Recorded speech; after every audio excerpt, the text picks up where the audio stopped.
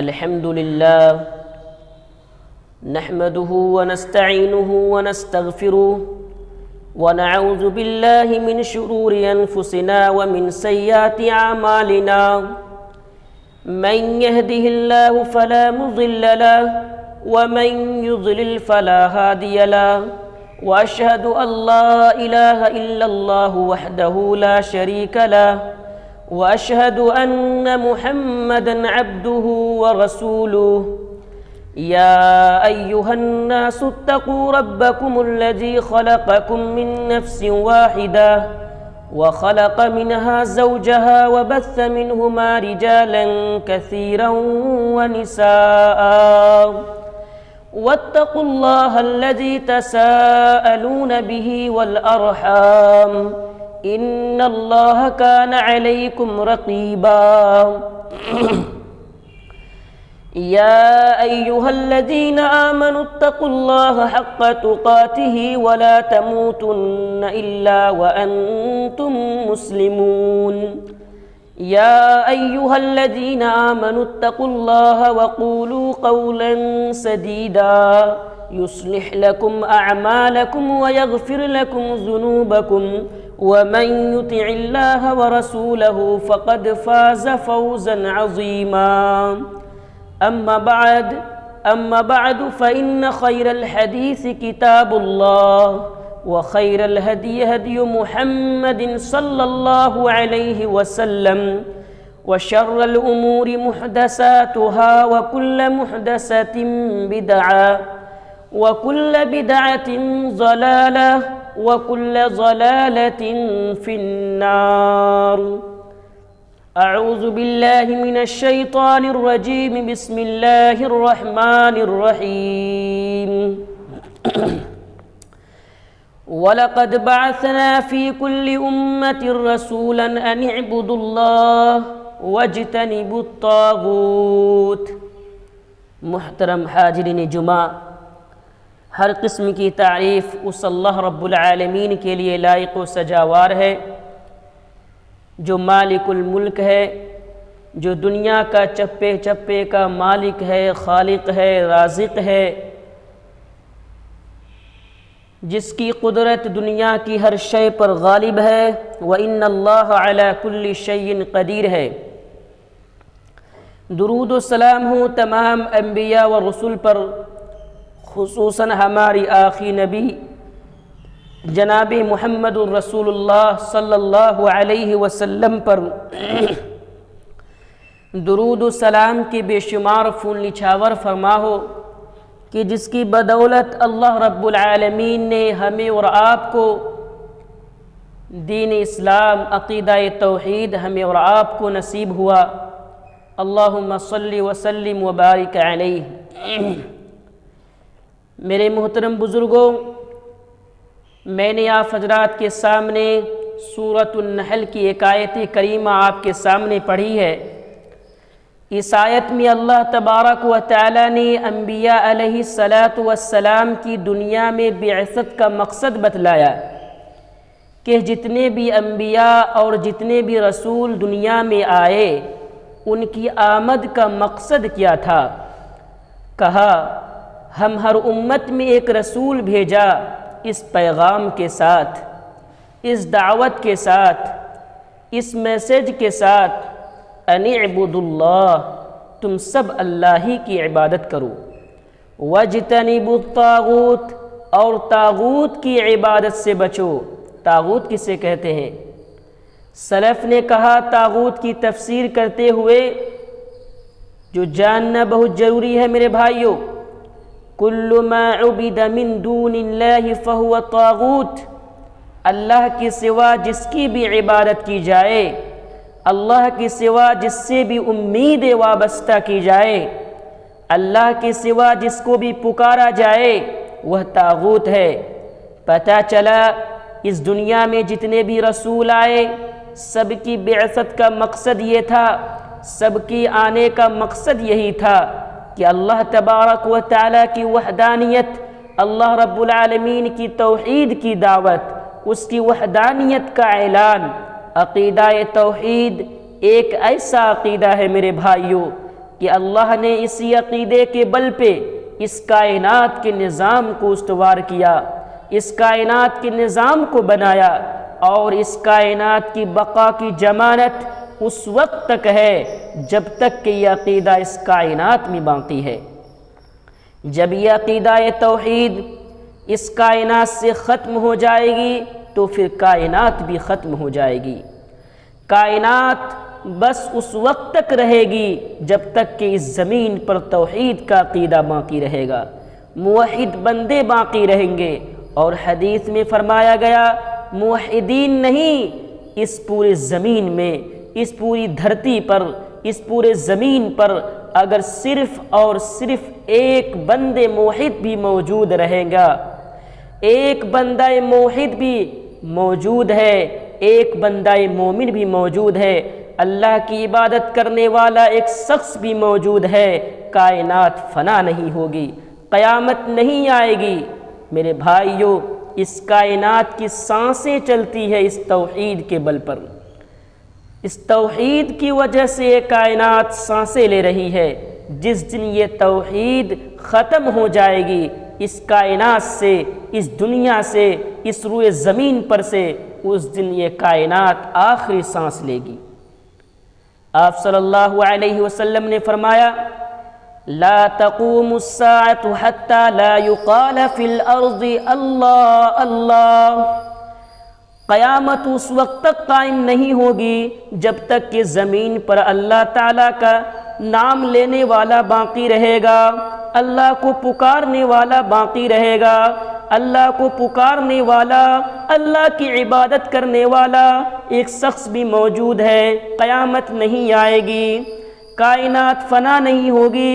اس لیے حدیثوں میں آتا ہے کہ قیامت کے قریب، قرب قیامت سے پہلے زمین سے اللہ کے نیک بندے اٹھا لیے جائیں گے، اللہ کے مومن بندے اٹھا لیے جائیں گے، اور قیامت ان لوگوں پر قائم ہوگی جو شریعت کی اصطلاح میں شرار الناس کہا گیا، بدترین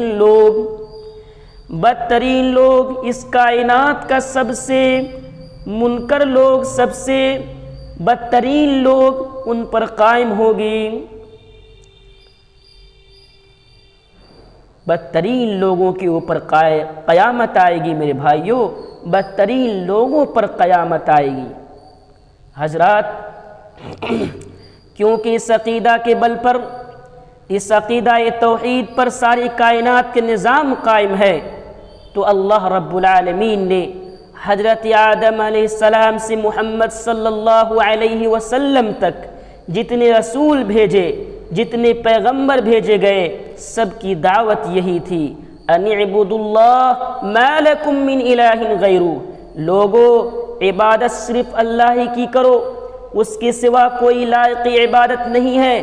آپ دیکھیے پیغمبروں کی شریعتیں بدلتی رہی، ہر نیا رسول گزرے رسول کی شریعت کو منسوخ کر ڈالی، اور ایک نئی شریعت لے کر آتا، ایک نیا قانون لے کر آتا، جو چیزیں پرانے رسول کی شریعت میں جائز تھی اسے نئے رسول کی شریعت میں ناجائز ہو جاتی۔ شریعتیں بدلتی رہی۔ کیسے؟ مثال کے طور پر حضرت آدم علیہ السلام کی شریعت میں سگے بھائی بہن کا نکاح جائز تھا، جو بعد کی شریعت میں ناجائز ہو گیا۔ حضرت نوح علیہ السلام کی شریعت ہے، حضرت لوط علیہ السلام کی شریعت ہے، ان کی شریعت میں کافرہ عورت سے نکاح جائز تھا۔ نوح علیہ السلام کی بیوی خود کافرہ تھی، لوط علیہ السلام کی بیوی خود کافرہ تھی۔ جائز اور ناجائز، حلال و حرام کے پیمانے شریعتوں کے حساب سے بدلتے رہے ہیں۔ ہر رسول کی شریعت کی دوسرے رسول کی شریعت سے الگ رہی ہے، لیکن توحید کا یہ اصول کبھی نہیں بدلا، کبھی نہیں بدلا۔ پوری نبوت و رسالت کی تاریخ کو دیکھ لو، کبھی کسی پیغمبر کی شریعت میں شرک کو جائز کہا گیا ہو، شرک کی کوئی شکل برداشت کی گئی ہو؟ کبھی نہیں دکھا سکتے۔ آپ ہر نبی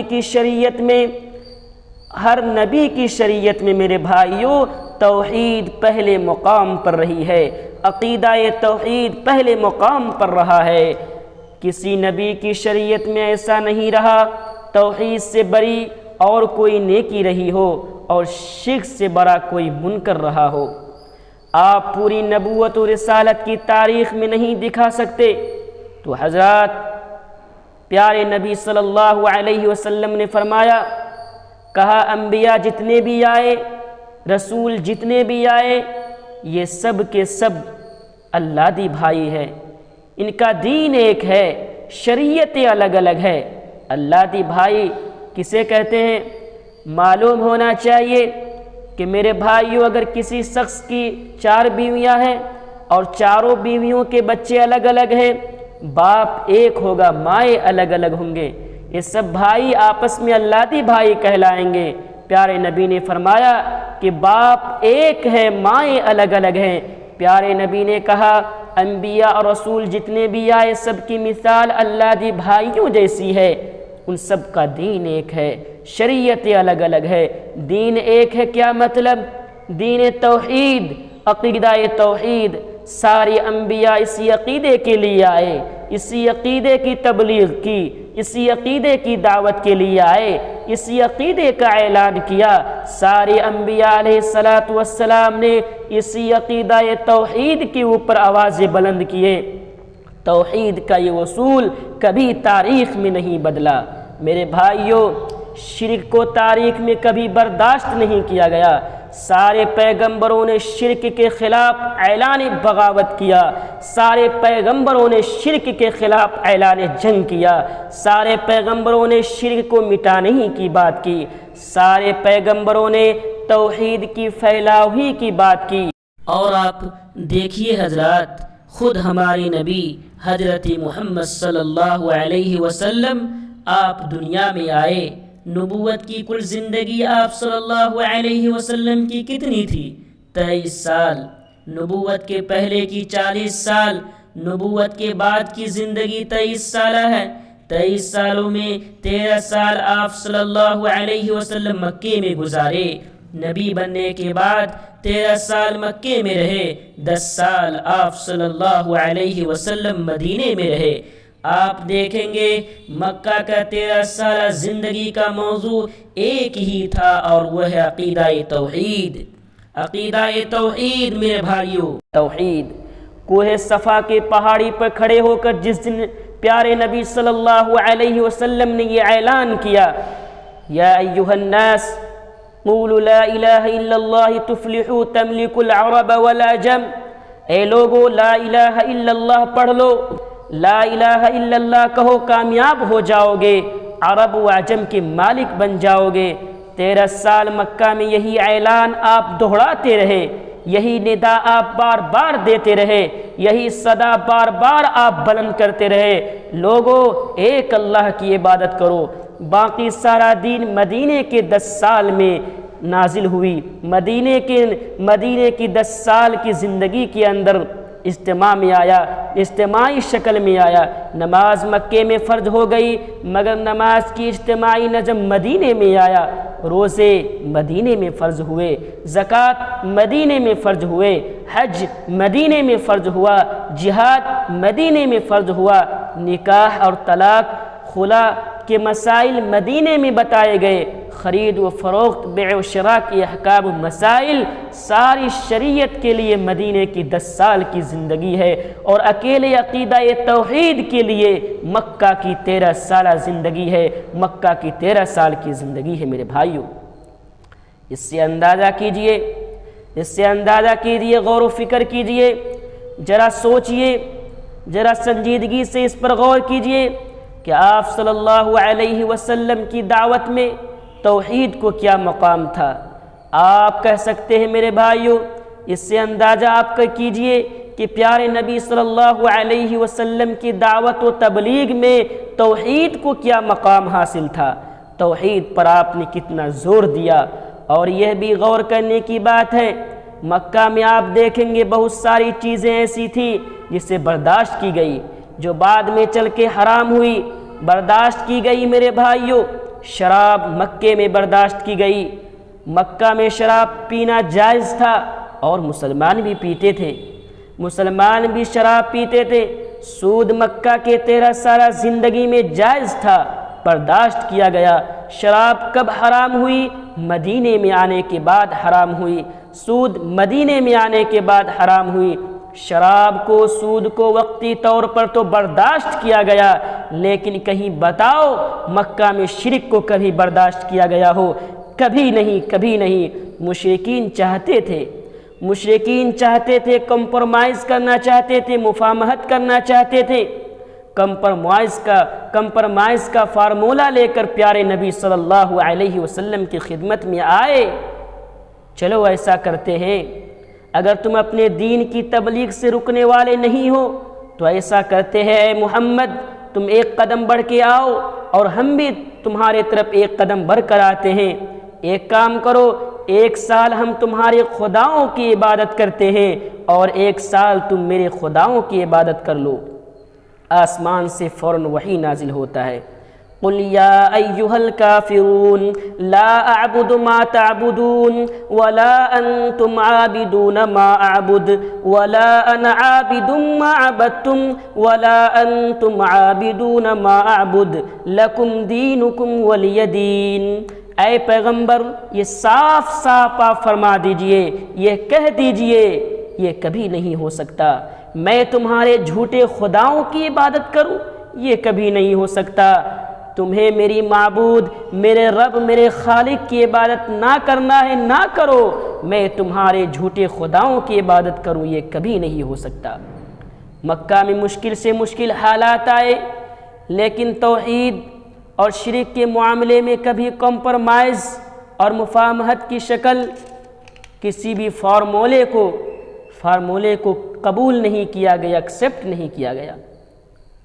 قرآن نے کہا وَدُّوا لَوْ تُدْهِنُ فَيُدْهِنُونَ وَلَا تُطِعْ كُلَّ حَلَّافٍ مَّهِينٍ۔ اے پیغمبر صلی اللہ علیہ وسلم یہ چاہتے ہیں کہ آپ بھی ذرا ڈھیلے ہو جائے جیسے یہ لوگ اپنے دین اور مذہب میں ڈھیلے ہیں۔ یہ کافر چاہتے ہیں کہ آپ بھی ذرا ڈھیلے ہو جائیں، شرک کو ایکسیپٹ کر لے، قبول کر لے۔ ہرگز ایسا نہ کرنا، ہرگز ایسا نہ کرنا۔ ان مشرکین کے فارمولے کو قبول نہ کرنا، ایکسیپٹ نہ کرنا، ان کی بات نہ ماننا، ان کی اطاعت نہ کرنا۔ دیکھو حضرات، ایک تو مکہ کی 13 سال کی زندگی پیارے نبی نے عقیدہ توحید کے لیے وقف کر دیا، عقیدہ توحید کے لیے لگا دیا، اور دوسرے طرف مکہ میں بہت سارے منکرات کو برداشت کیا گیا مگر شرک کو کبھی برداشت نہیں کیا گیا۔ پوری تاریخ کو کھگان ڈالیے، پوری تاریخ کا مطالعہ کر ڈالیے، شرک کو کبھی برداشت نہیں کیا گیا۔ شرک جو ہے وہ پہلے ہی پیارے نبی صلی اللہ علیہ وسلم نے اس کا بائیکاٹ کیا۔ توحید کو پہلا مقام حاصل ہے، ہر نبی کی شریعت میں توحید کو پہلا مقام ملا۔ آپ دیکھیں گے پیارے نبی صلی اللہ علیہ وسلم نے توحید کی دعوت و تبلیغ کے لیے صحابہ کرام کے قافلے دنیا کے کونے کونے میں آپ نے روانہ کیے۔ صحابہ کرام کو بھی اسی بات کی تلقین کرتے ہوئے کہا سب سے پہلے اپنی تبلیغ کا آغاز عقیدہ توحید سے کرنا۔ معاذ بن جبل رضی اللہ تعالیٰ عنہ کو پیارے نبی صلی اللہ علیہ وسلم نے یمن روانہ کیا۔ یمن روانہ کرتے ہوئے کہا إِنَّكَ تَأْتِي قَوْمًا أَهْلَ كِتَابٍ فَلْيَكُنْ أَوَّلَ مَا تَدْعُوهُمْ إِلَيْهِ شَهَادَةُ أَن لَا إِلَٰهَ إِلَّا اللَّهُ۔ کہا معاذ تم ایک ایسی بستی میں جا رہے ہو، تم ایسے ملک کو جا رہے ہو، تم ایسے ملک کو جا رہے ہو جہاں اہل کتاب رہتے ہیں، جہاں اہل کتاب رہتے ہیں، یہود و نصارہ رہتے ہیں، لہٰذا سب سے پہلے انہیں توحید کی طرف بلانا، توحید کی دعوت دینا، اسے توحید کی دعوت دینا، توحید کے اوپر ابھارنا، توحید کی بات کو قبول کر لے، توحید کی بات کو ایکسیپٹ کر لے، شرک سے بیزار ہو جائے، شرک سے وہ اعلان برات کر لے، تو تب انہیں یہ بتلانا کہ اللہ نے دن و رات میں 5 نمازیں تمہارے اوپر فرض کیے ہیں، اگر نماز کے سلسلے میں بھی وہ تمہاری بات مان لے تو انہیں یہ بتا دینا کہ اللہ نے سال میں 1 مرتبہ زکوٰۃ فرض کیے ہیں مسلمانوں کے اوپر، جو ان کے مالداروں سے لی جائے گی اور ان کے غریبوں کو دی جائے گی۔ اسٹیپ بائی اسٹیپ یہ دین و تبلیغ کا کام پیارے نبی نے اپنے صحابہ اکرام کو سونپا۔ سب سے پہلے آپ نے کہا، کیا کہا؟ سب سے پہلے آپ صلی اللہ علیہ وسلم نے کہا توحید کی بات کرو، توحید کی آواز کو بلند کرو۔ تو اس سے یہ بات سمجھ میں آتی ہے میرے بھائیوں کہ جب بھی دعوت و تبلیغ میں سب سے زیادہ اہمیت عقیدہ توحید کو دینی چاہیے۔ کسی کی اصلاح کرنا چاہتے ہیں آپ، کسی کو آپ اصلاح کرنا چاہتے ہیں، کسی کی اصلاح کو آپ کرنا چاہتے ہیں، آپ کے بھائی ہو، آپ کے ملنے جلنے والے ہو، توحید سے آغاز کیجئے، عقیدہ توحید بتائیے۔ اصلاح کا یہ طریقہ بالکل غلط ہے، بالکل غلط ہے کہ آپ اسے نمازی بنا رہے ہیں، اس کے گلے میں تعویذ ہے، تعویذ پر آپ کیا بھی بول ہی نہیں رہے، آپ اس کو نمازی بنا رہے ہیں، اس کے گلے میں تعویذ ہے اور تعویذ پر آپ کیا بھی بول ہی نہیں رہے۔ ٹھیک ہے، آپ انہیں نمازی بناؤ، بہت اچھی بات ہے، گلے میں تعویذ لٹکا رہے ہیں، اس پر بھی کچھ نہیں بولتے، کچھ نہیں بولتے۔ درگاہوں سے اس کا دل لٹکا ہوا ہے، درگاہوں سے اس کا دل لگا ہوا ہے، اس پر کچھ بھی نہیں بولتے آپ۔ اولیاء پرستی میں مبتلا ہے، اس پر کچھ بھی نہیں بولتے آپ، کہتے ہیں صرف نمازی بن جاؤ۔ ٹھیک ہے، کیا فائدہ اس نماز کا میرے بھائیوں، کیا فائدہ اس نماز کا؟ جس نماز جو تم پڑھ رہے ہو، جو سجدے مسجدوں میں آ کے تم کر رہے ہو، تمہارا دل درگاہوں سے لٹکا ہوا ہے، تمہارے دل درگاہوں سے اٹکا ہوا ہے، تم اولیاء پرستی میں مبتلا ہو، اس پر کچھ نہیں تم بولتے اور کہتے ہیں صرف نمازی بن جاؤ۔ ٹھیک ہے، کیا فائدہ اس نماز کا، کیا فائدہ اس نماز کا، اس سجدے کا میرے بھائیوں کہ دل میں غیر اللہ کو بسائے ہوئے ہیں اور مسجدوں میں آ کے سجدے کر رہا ہے۔ علامہ اقبال نے کہا تھا، جو میں سر بسجدہ ہوا تو کبھی زمین سے آنے لگی صدا، جو میں سر بسجدہ ہوا کبھی تو زمین سے آنے لگی صدا، تیرا دل تو ہے صنم آشنا، تجھے کیا ملے گا نماز میں۔ مزاروں سے دل اٹکا ہوا ہے، درگاہوں سے دل اٹکا ہوا ہے، عاملوں سے دل اٹکا ہوا ہے، مزاوروں سے دل اٹکا ہوا ہے، اور آ کے مسجدوں میں سجدے کرو گے تو یہ سجدہ کسی کام کی نہیں ہے، کسی کام کی نہیں ہے میرے بھائی۔ یہ سجدہ تمہارے منہ کے اوپر مار دی جائے گی، دل میں اعتبار کس پر ہے، یہ غور کرنے کی بات ہے۔ دل تمہارا کس سے وابستہ ہے، دل میں تم اعتبار کس کے لیے بیٹھے ہو، تمہارے دل امید کس سے وابستہ ہے، تمہارے دل امید کس چیز سے وابستہ ہے، کس ذات پر تمہارا توکل اور بھروسہ ہے۔ امید لگائے ہو غیر اللہ سے اور آ کے مسجدوں میں آ کے اللہ کے سامنے سجدے کرتے ہو، کوئی فائدہ نہیں ہے۔ مسجدوں میں آ کے سجدے کرو، کوئی فائدہ نہیں ہے۔ علامہ اقبال نے کہا، بتوں سے تجھ کو امیدیں خدا سے نا امیدی، بتوں سے تجھ کو امیدیں خدا سے نا امیدی، مجھے بتا تو صحیح اور کافری کیا ہے۔ اللہ نے نا امیدی اور غیر اللہ سے تمہیں نا امیدی ہے اور غیر اللہ سے تمہیں امیدیں۔ اللہ پر الزام بہت آسانی سے دے دیتے ہیں لوگ۔ میں نے بہت دعائیں کی، بہت اللہ تبارک و تعالیٰ سے التجا و مناجات کیے، اللہ سنتا نہیں ہے۔ اللہ سے شکوہ کرنا، اللہ سے شکایتیں کرنا، مگر اسی شخص کی زبانی درگاہوں کے پاس 50 بار گیا ہوگا، 50 مرتبہ اس کے سامنے ہاتھ پھیلا کر کے مانگا ہوگا، وہ چیزیں نہیں ملی ہوگی، یہ شکوہ سننے کو نہیں ملا ہوگا میرے بھائیوں۔ اللہ سے شکوہ تو بہت زبانوں پر آ جاتی ہے، بہت جلد آ جاتی ہے، اللہ سے شکوہ اور شکایت آ جاتا ہے، غیر اللہ سے شکوہ کبھی زبان پر نہیں آتا۔ یہ کیسی مسلمانی ہے میرے بھائیوں، یہ کیسی مسلمانیت ہے، یہ کیسا اسلام ہے، یہ کیسا دین ہے، یہ کیسی مسلمانیت ہے۔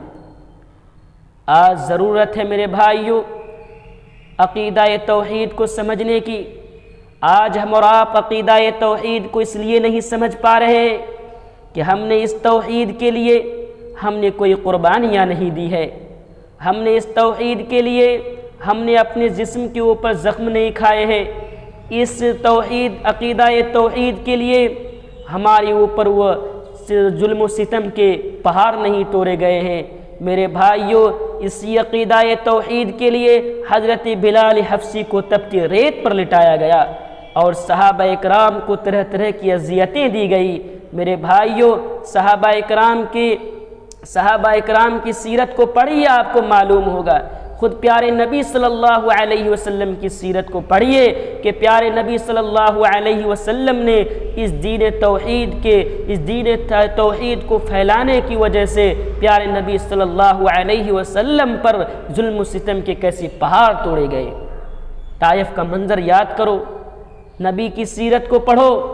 آج افسوس ہے کہ آج پیارے نبی صلی اللہ علیہ وسلم کے نام پر ہم جشن تو مناتے ہیں، لیکن پیارے نبی کے مشن کو ہم بھلا بیٹھے ہیں، فراموش کر ڈالے ہیں۔ آج ضرورت ہے میرے بھائیوں عقیدہ توحید کو سمجھنے کی۔ شرک کہہ لیجئے علم کی کمی کی وجہ سے، دین کی دوری کی وجہ سے، کہو شرک مختلف راستوں سے اور مختلف ذریعوں سے ہماری زندگیوں میں آ چکا ہے۔ مسلمانوں کے گھروں میں جاؤ، مسلمانوں کے دکانوں میں چلے جاؤ، کہیں آپ کو ٹگرا نظر آئے گا۔ آپ کہیں دیکھیں گے ناریل بندھا ہوگا، ناریل بندھا ہوا نظر آئے گا۔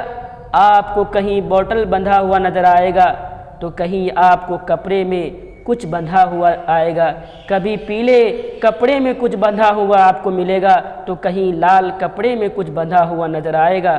ہمارے گھر کا ایک ایک کمرہ شرک سے آباد ہے، ہماری دکانیں شرک سے آباد ہے۔ شرک کو ہم نے دل میں بسا رکھا ہے، تو میرے بھائیوں اللہ کی نصرت و مدد کہاں سے آئے گی؟ شرک کو ہم نے جو اپنے دلوں میں بسا رکھا ہے، تو ہماری نصرت اور مدد کیسے آئے گی؟ اللہ تبارک و تعالیٰ کی طرف سے اللہ کی مدد کہاں سے آئے گی میرے بھائیوں؟ اللہ سے ڈرنا چاہیے، سچے دل سے شرک سے توبہ کرنا چاہیے۔ جانو کہ شرک کسے کہتے ہیں، مشرک کسے کہتے ہیں، جانو کہ توحید کیا ہے، توحید کے تقاضے کیا ہیں۔ یہ سب سے پہلا فرض ہے جو اس زمین میں ہم پر، آپ پر، ہم سب پر عائد ہوتی ہے۔ میرے بھائیوں، یہ چیزیں ہم سب پر عائد ہوتا ہے، یہ ہمارا فرض منصبی ہے کہ ہم اللہ کو پہچانیں، توحید کا علم بردار بن جائے، شرک سے نفرت کرنے والے بن جائے۔ میرے بھائیوں، یہ ہمارا سب سے اہم فریضہ ہے کہ جس خالق نے ہم سب کو پیدا کیا، جس رب نے ہمیں پیدا کیا، اس کے حقوق کو جاننا، اس کے حق کو، اس حق عبادت کو جاننا، اور یہ حق عبادت صرف اور صرف اسی کو دینا، اس کے سوا کسی کو نہ دینا۔ میرے بھائیوں، یہ سب سے پہلا فرض ہے، یہ فرض منصبی ہے اور سب سے عظیم فرض ہے جو اس زندگی میں مجھ پر عائد ہوتا ہے، آپ پر عائد ہوتا ہے، ہم سب پر عائد ہوتا ہے۔ ورنہ ہماری صورتحال تو وہی ہے جو قرآن نے فرمائی، وَمَا يُؤْمِنُ أَكْثَرُهُمْ بِاللَّهِ وَهُمْ مُشْرِكُونَ۔ لوگوں کی اکثریت ایسی ہے کہ وہ اللہ پر ایمان بھی رکھتے ہیں تو شرک کے ساتھ رکھتے ہیں، ایمان کا دعویٰ بھی ہے اور شرک بھی ہے ان کی زندگی میں۔ میرے بھائیوں، بہرحال شرک کی اس آفت سے، شرک کی اس بلا سے بچنے کی ضرورت ہے۔ اپنے گھر والوں کو، اپنے اہل و عیال کو، اپنے خاندان والوں کو، ملنے جلنے والے کو اس بلا سے بچانے کی ضرورت ہے۔ توحید کو علمی بنیادوں پر جاننے کی ضرورت ہے، اور علمی بنیادوں پر توحید کے تقاضوں کو جاننے کی ضرورت ہے۔ دعا ہے رب العالمین سے اللہ تبارک و تعالی ہم سب کو، آپ سب کو تا دم حیات توحید پر ثابت قدم رکھے، شرک کی ہر چھوٹی بڑی شکل سے اللہ تبارک و تعالی ہم سب کی حفاظت فرمائے۔ آمین۔ وآخر دعوانا ان الحمد للہ رب العالمین۔